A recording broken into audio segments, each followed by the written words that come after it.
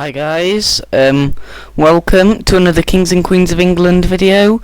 Today I'm doing Alfred the Great, who ruled from 871 to 899 AD.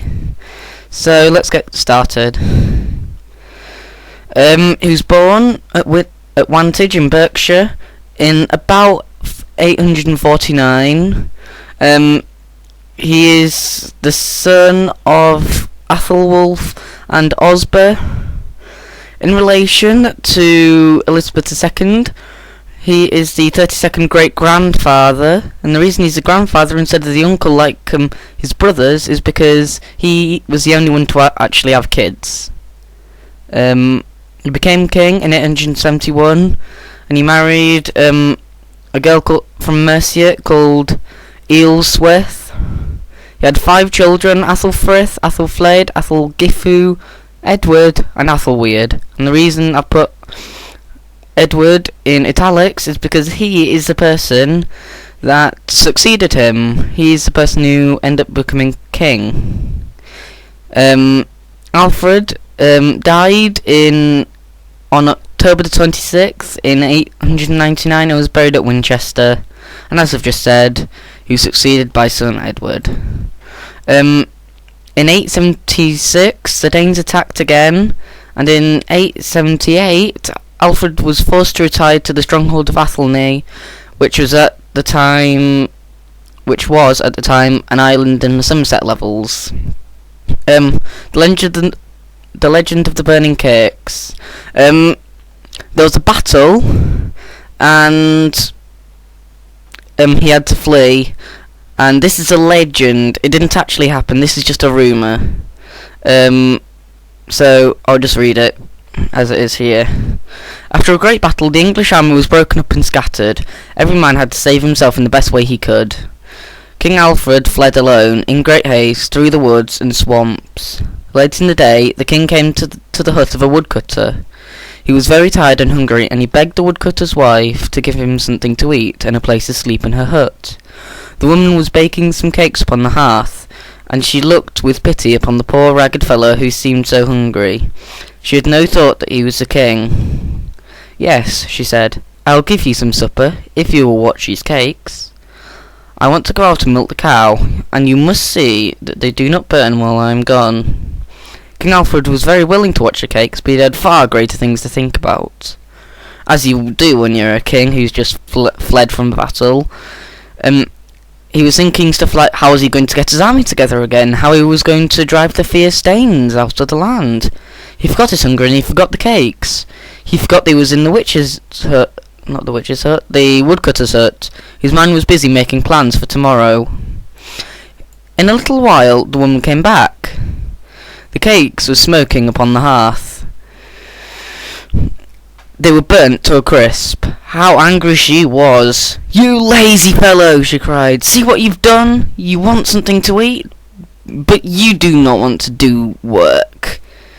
I have been told that she even struck the king with a stick, but I can hardly believe that she was so ill-natured. Your teacher doesn't smack you round the head if you do something wrong, if you talk too much or something. The king must have laughed to himself at the thought of being scolded in this way, and he was so hungry that he did not mind the woman's angry words half so much as the loss of the cakes. I do not know whether he had anything to eat that night, or whether he had to go to bed without his supper. But it was not many days until he had gathered his men again and had defeated the Danes in a great battle. And that battle was the Battle of Edington. Well, it was a battle in Edington.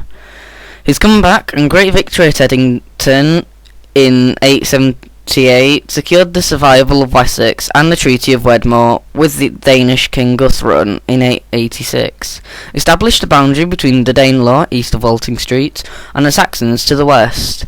The Anglo-Saxon Chronicle says that following his capture of London in 886, all the English people submitted to him except those who were in captivity to the Danes. In some respects, therefore, Alfred can be considered the first king of all England. A new landing in Kent encouraged a revolt of the East Anglian Danes, which was suppressed 886 to 884 to 886, and after the final foreign invasion was defeated in 892 to 896, Alfred strengthened the navy to prevent further incursions. During periods of peace, Alfred reformed and improved his military organisation. He divided his levies into two parts, with one half at home and the other in active service, giving him a relief system he could call on to continue a campaign.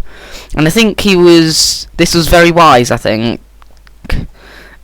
Because if he did lose all his men, he could call upon more, or if he found a large force was coming at him, he could stop it.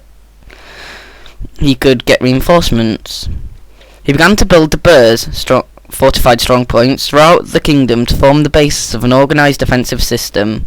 Alfred is popularly credited as being the founder of the Royal Navy. He did build a fleet of improved ships, manned by Frisians, and, on several occasions, successfully challenged the Danes at sea. Achievements during his reign. A new legal code came into force during his reign. He encouraged the translation of scholarly works from Latin, some of which he even translated himself. He promoted the development of the Anglo-Saxon Chronicle. This ensured that his deeds were recorded in history as legends, and we know more about him than any other Anglo-Saxon king. So, events during his reign. As you can see, there was quite a lot, because he reigned quite a long time. Pardon me. In 872, London fell to Viking raiders.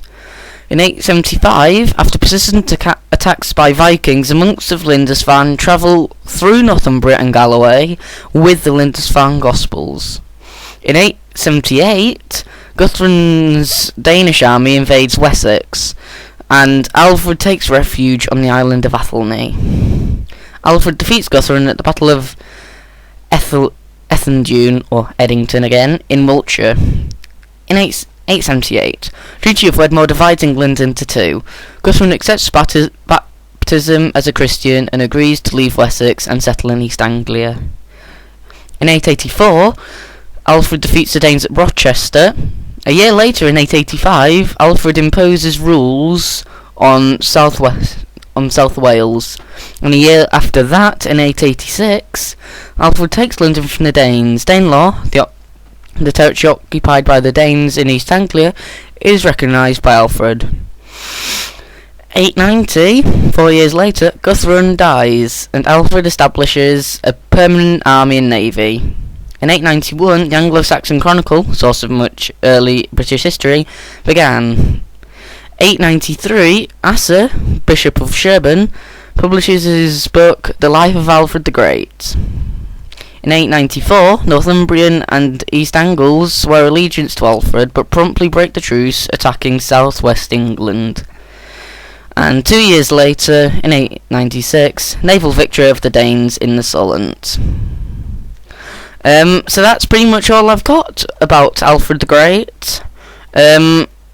And thanks to the Anglo-Saxon Chronicle, I've managed to get all this information. Because if it wasn't for that, we wouldn't know anything about any of these kings, any of the kings that I've already done. So yeah, thanks guys for watching. Don't forget to like and subscribe, and I will see you guys next time.